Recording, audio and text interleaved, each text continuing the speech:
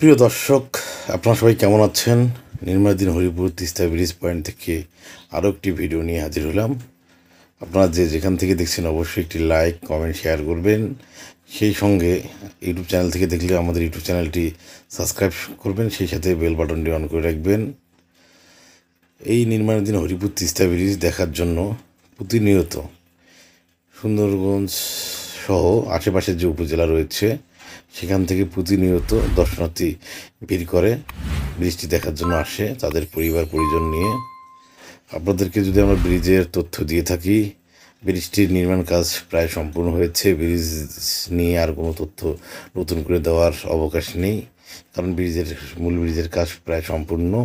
এখন শুধু সংযোগ সড়কের কাজ বাকি রয়েছে।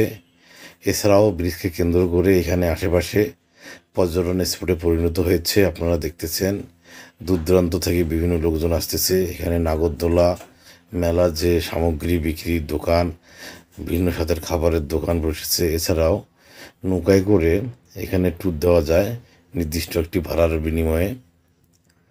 আপনারা জানেন Sundarganj page, Sundarganj YouTube channel প্রতিনিয়ত হরিপুর নির্মাণাধীন তিস্তা ব্রিজের আপডেট দিয়ে থাকে। আপনারা বিভিন্ন সময়ে আমাদেরকে কমেন্টস করেন।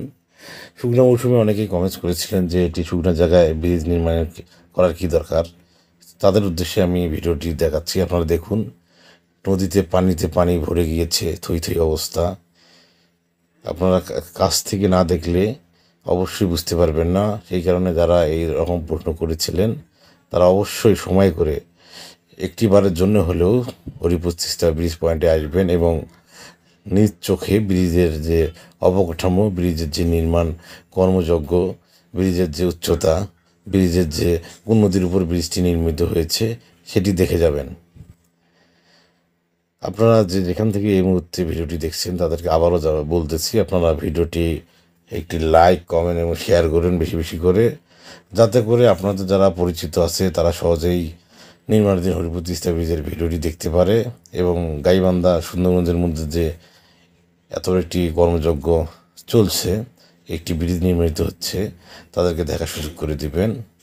ঈদের পরবর্তী সময়ে বিভিন্ন জায়গা থেকে লোকজন প্রতিনিয়ত আসতেছে। আমরা ব্যস্ততার কারণে ঈদের সময় যেতে পারিনি, সেই কারণে ঈদের কয়েকদিন পরে গিয়েও দেখেছি সেখানে ব্যাপক ভিড়।